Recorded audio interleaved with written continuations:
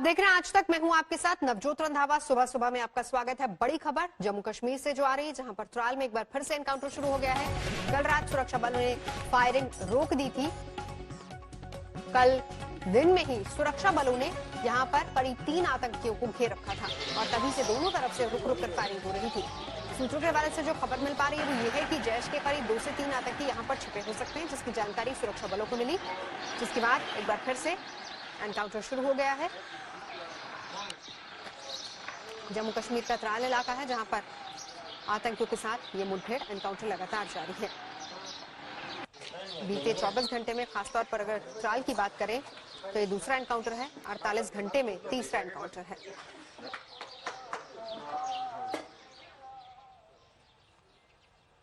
तो दिल्ली से एक और बड़ी खबर आ रही है। दिल्ली पुलिस के एक इंस्पेक्टर की कोरोना से मौत हो गई है। स्पेशल सेल के इंस्पेक्टर की कोरोना से मौत हुई है। वो पिछले 14 दिनों से वेंटिलेटर पर थे और अस्पताल में उनका इलाज चल रहा था। 2 बार उन्हें प्लाज्मा भी दिया गया था। 26 जनवरी को इसी साल उन्हें पुलिस मेडल मिला था। अनुज मिश्रा इस वक्त हमारे साथ जुड़ चुके हैं। अनुज, जानना चाहेंगे कोरोना बड़ी वजह रहा या फिर कुछ और भी समस्या थी, क्योंकि 2 बार प्लाज्मा भी दिया गया उनको? जी बिल्कुल, जहाँ तक बात की जाए 2 बार इनको प्लाज्मा दिया गया, साथ ही साथ एक विशेष रूप से इंजेक्शन भी मंगाया गया था विदेश से और वो भी दिया गया, लेकिन करीब 14 दिन तक ये वेंटिलेटर पर रहे और आखिरकार कल देर रात जो है उनकी मौत हो गई। कोरोना की वजह से ये बीमार हुए थे, जिसके बाद इन्हें अस्पताल में भर्ती कराया गया था। मैक्स साकेत में इनको एडमिट कराया गया था, जहाँ लगातार इनकी हालत बिगड़ती जा रही थी, जिसको देखते हुए डॉक्टरों ने ये सलाह दी कि इन्हें प्लाज्मा थेरेपी दिया जाए और इसी वजह से एक बार नहीं बल्कि 2 बार प्लाज्मा थेरेपी दिया गया, विशेष रूप से इंजेक्शन भी मंगाया गया। लेकिन कल रात आखिरकार इनकी दुखद मौत हो गई। जहां तक इंस्पेक्टर संजीव यादव की बात की जाए तो काफी बहादुर इंस्पेक्टर माने जाते हैं। स्पेशल सेल में कई एनकाउंटर में ये शामिल रहे हैं, कई बड़े अपराधियों को पकड़ने में इनका हाथ रहा है और काफी बहादुर ऑफिसर ये माने जाते हैं रहे हैं। तो बेहद दुखद खबर है। जहां तक स्पेशल सेल की बात करें तो तमाम जो ऑफिसर हैं वो काफी दुखी हैं जिस तरीके से इंस्पेक्टर संजीव यादव की मौत हुई। जी अनुज, शुक्रिया आपका इस पूरी जानकारी के लिए। अनुज हमारे सहयोगी जानकारी दे रहे थे हमें। आगे बढ़ेंगे, बात चीन की कर लेते हैं। चीन के खिलाफ भारत के एक्शन प्लान की कर लेते हैं, जिसमें 59 चाइनीज ऐप पर बैन के बाद चीन का मीडिया बुरी तरह से बौखलाया हुआ है। चीन कभी अंतर्राष्ट्रीय नियमों का हवाला दे रहा है तो कभी उपभोक्ताओं के हितों का।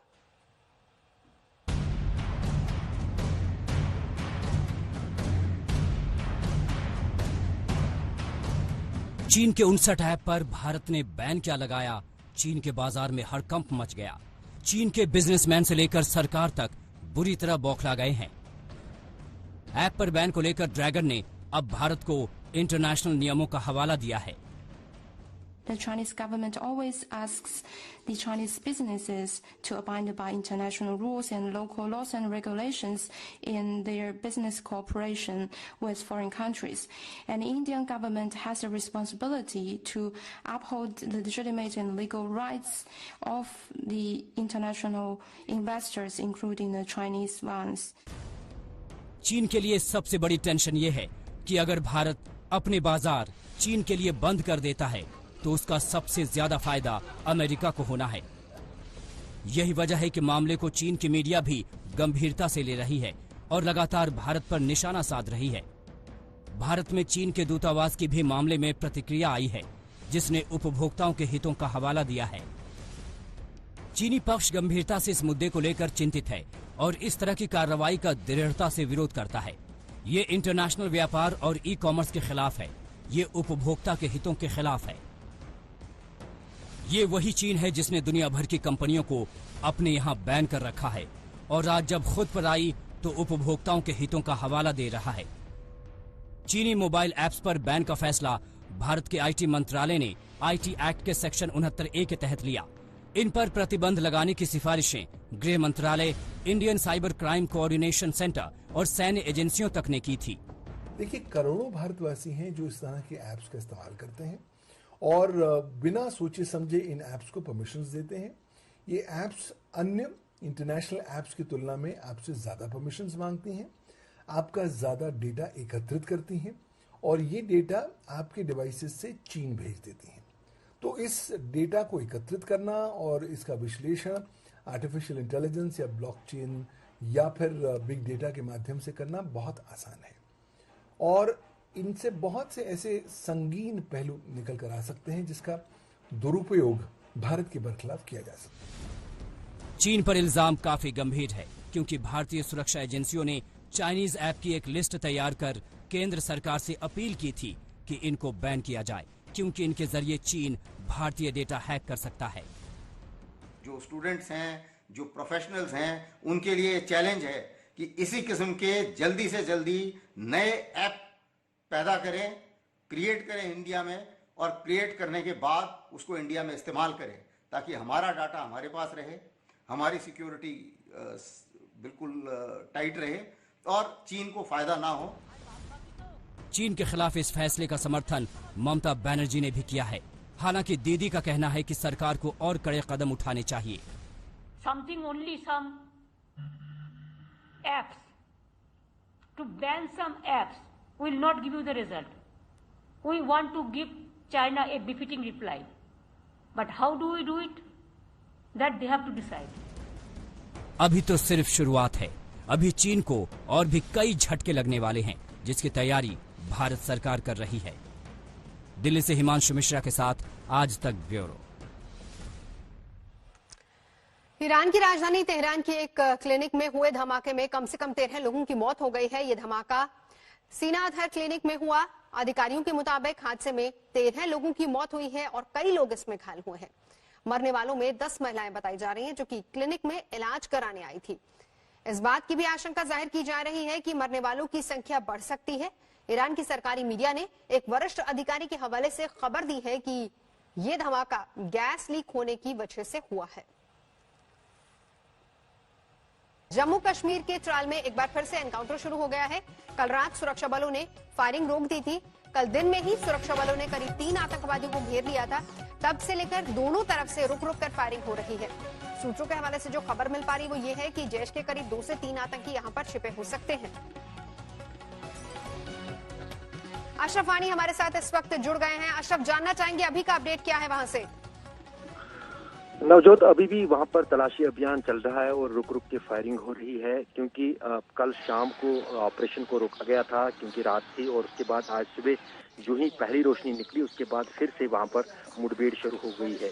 इलाके की घेराबंदी कर दी गई है रात से ही और फिलहाल जो आसपास इलाके हैं उनको खाली कराया जा रहा है क्योंकि यहाँ पर जो मुठभेड़ वाली जगह है वहाँ पर अगर कोई रास्ता सुरक्षा बलों के पास नहीं रुका तो मकान को उड़ा दिया जाएगा। फिलहाल उसी के लिए प्रयास चल रहे हैं। जी जी जी, यानी कि मकान को उड़ाने की भी तैयारी हो रही है। सर्च ऑपरेशन लगातार जारी है। रुक रुक कर फायरिंग हो रही थी। 2 से 3 आतंकियों को घेरे जाने की खबर है। अशरफ हमारे सहयोगी जानकारी दे रहे हैं। पुलवामा का त्राल इलाका है जहां पर आतंकियों के साथ मुठभेड़ हो रही है। किस तरह का ये पूरा इलाका है अशरफ, जरा समझाएंगे? दरअसल अगर देखें तो रिहायशी इलाका है नवजोत और अब किसी तरह की लॉ एंड ऑर्डर की सिचुएशन को रोकने के लिए इंटरनेट सेवाएं भी पूरे पुलवामा जिले में बंद कर दी गई हैं और साथ ही साथ वो पूरा इलाका सील कर दिया गया है जहां पर ये मुठभेड़ चल रही है।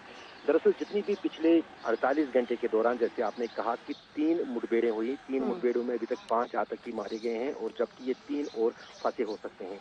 अगर यहाँ पर जो है सुरक्षा बलों की यही प्राथमिकता होगी कि आम लोगों को कोई क्षति न पहुंचे, नुकसान न पहुंचे और आतंकवादियों का भी सफाया हो। जी, तो आम लोगों को किसी तरह का नुकसान ना हो, लेकिन जिस तरीके के हालात वहां पर बन रहे हैं, हालांकि इंटरनेट सेवाएं बंद कर दी गई हैं रिहायशी इलाका, जैसे कि अशरफ भी हमें बता रहे हैं, तो कोशिश यही रहेगी कि अभी फिलहाल आतंकियों को पकड़ा जाए। लेकिन अभी आगे किस तरह की स्ट्रैटेजी बन रही है सुरक्षा बलों की अशरफ?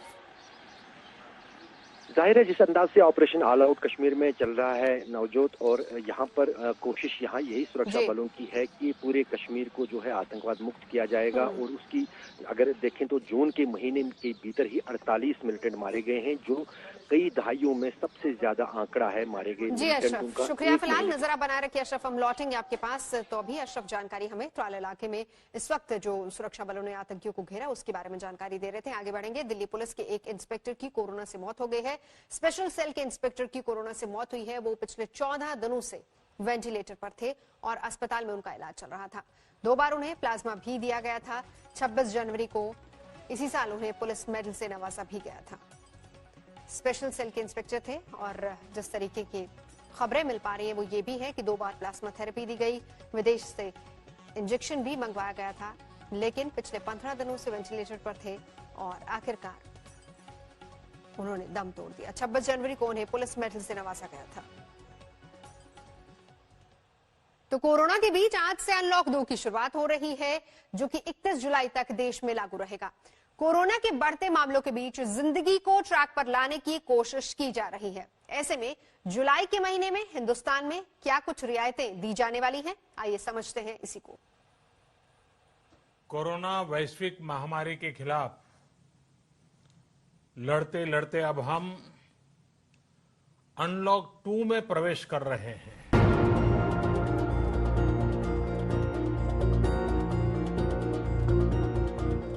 प्रधानमंत्री की ये हिदायत लॉकडाउन 2 से ठीक एक दिन पहले की है, जिसकी शुरुआत आज से हो चुकी है।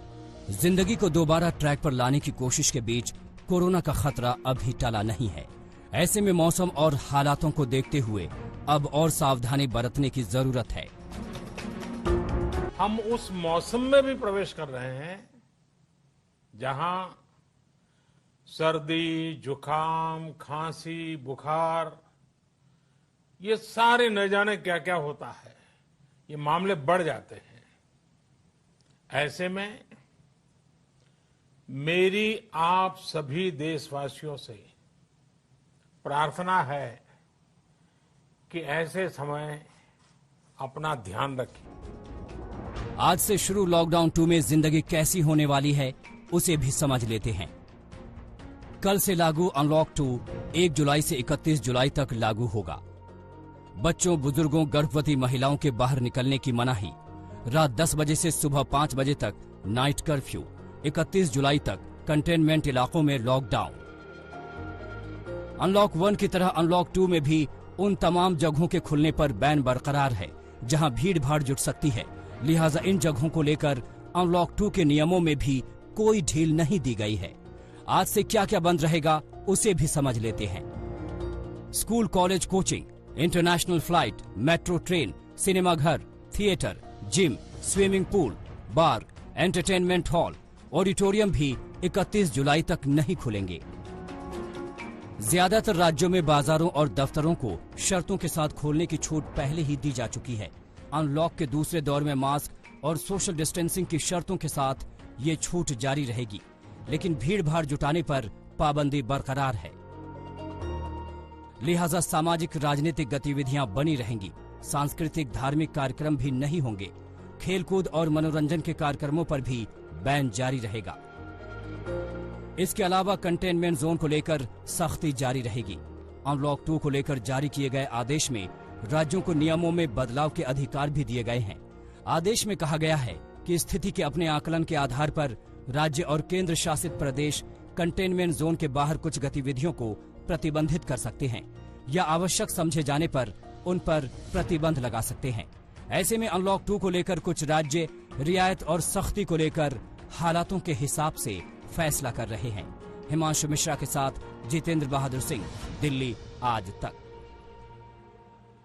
कर्नाटक के बेलारी में कोरोना से जंग हार चुके लोगों के शवों के साथ बदसलूकी का वीडियो सामने आया है। स्वास्थ्य कर्मी शवों को दफनाने के वक्त उसे गड्ढे में फेंक रहे हैं। वीडियो सोशल मीडिया पर वायरल हो गया। कांग्रेस और जेडीएस ने कर्नाटक सरकार को बुरी तरह से घेरा है।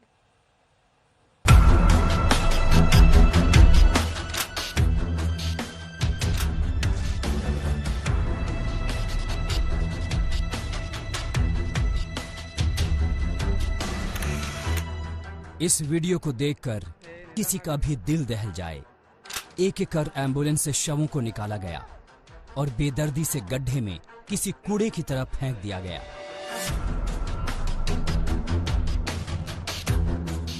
इस वीडियो को देखकर ऐसा लगा जैसे मानवता की खाल बेशर्मी से उतारकर फेंक दी गई हो। इंसान की सांसें थमी तो शवों के साथ जानवरों जैसा सुलूक हुआ।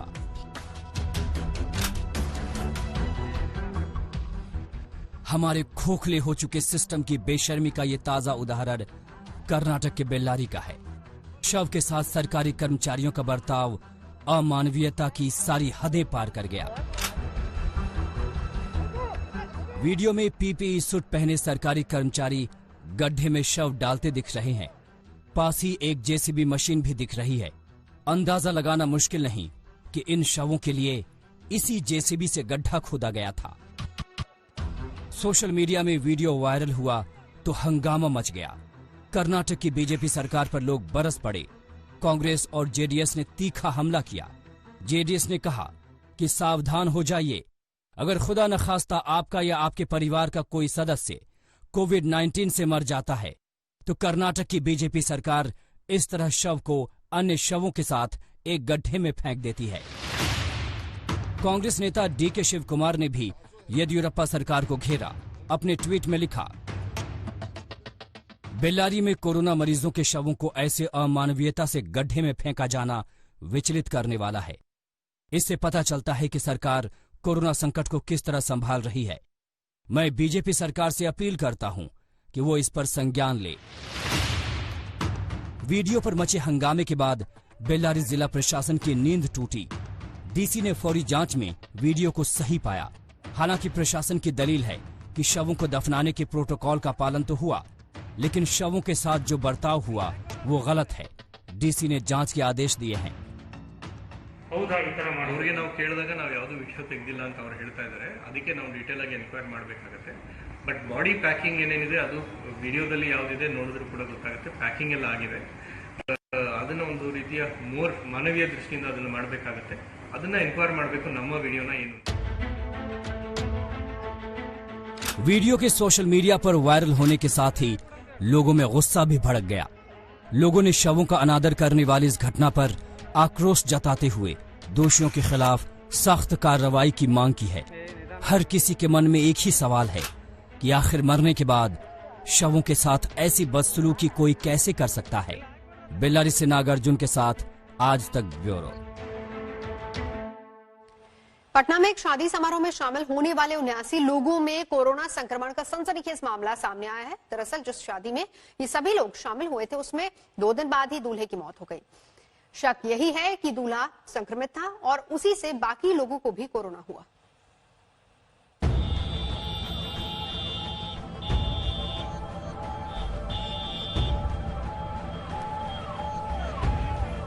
पंद्रह जून को पटना के पालीगंज में हुई इस शादी का ऐसा विस्फोटक अंजाम होगा किसी ने नहीं सोचा था। शादी के दूसरे ही दिन यानी 17 जून को दूल्हे की मौत हो गई। शादी वाले घर में मातम पसर गया, लेकिन ये तो बस शुरुआत थी। खौफ की असली तस्वीर तब दिखी जब एक हफ्ते के अंदर इस शादी में शामिल होने वाले लोगों की तबीयत खराब होनी शुरू हुई। सबके कोरोना टेस्ट किए गए और मंगलवार तक आई रिपोर्ट में 79 लोगों में कोरोना संक्रमण की पुष्टि हो चुकी है। 24, 25, 26 को सैंपल लिया गया था, जिसमें टोटल 79 लोग पॉजिटिव निकले हैं, जिनको हम PSIC बीटा में भेज रहे हैं। हाँ। क्या ये लोग जो विगत जो यहाँ कोई शादी समारोह में जो पहले लोग संक्रमित हुआ था, क्या उसी से लोग रिलेटेड है? अधिकतर लोग उसी से संक्रमित, उसी से संबंधित हैं। जो लोग अंबिका चौधरी जो हैं दीपाली के, उन्हीं से संबंधित लोग हैं मैक्सिमम। पालीगंज मोहल्ले में मौत का सन्नाटा है। लोग बाहर निकलने से डर रहे हैं। थोड़ी थोड़ी देर में आने वाली एम्बुलेंस की आवाज इस सन्नाटे को और भी भयानक बना देती है। मोहल्ले के तकरीबन हर परिवार का एक या एक से ज्यादा सदस्य कोरोना की चपेट में आ चुका है और इन सब का ताल्लुक 15 जून को हुई इस शादी से है। दूल्हा गुरुग्राम से पटना आया था। शादी के वक्त ही उसकी तबीयत खराब थी, लेकिन परिवार वालों ने कोरोना जांच नहीं करवाई। शादी के दूसरे दिन दूल्हे की तबीयत बिगड़ गई।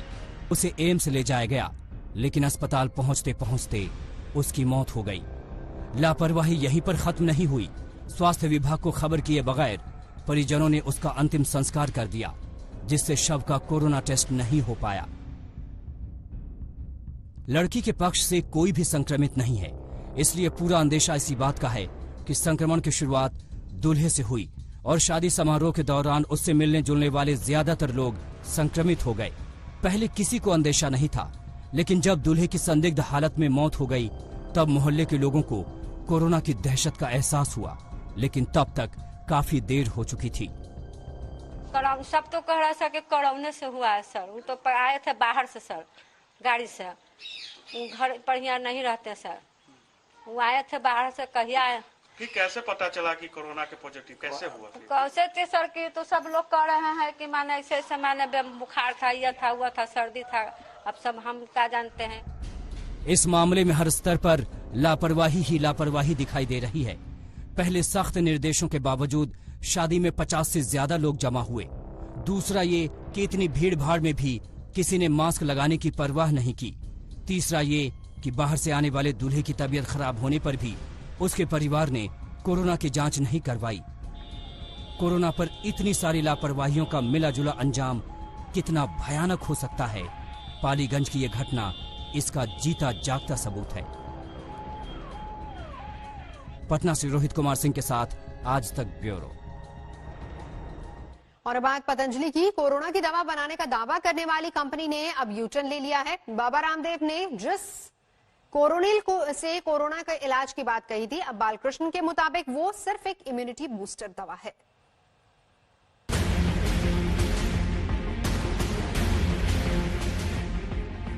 कोरोना की दवाई कोरोनिल और स्वासारी को हम लॉन्च करने जा रहे हैं। कि हम नहीं कह रहे हैं कि हमने कोरोना की दवाई बनाई, हम कह रहे हैं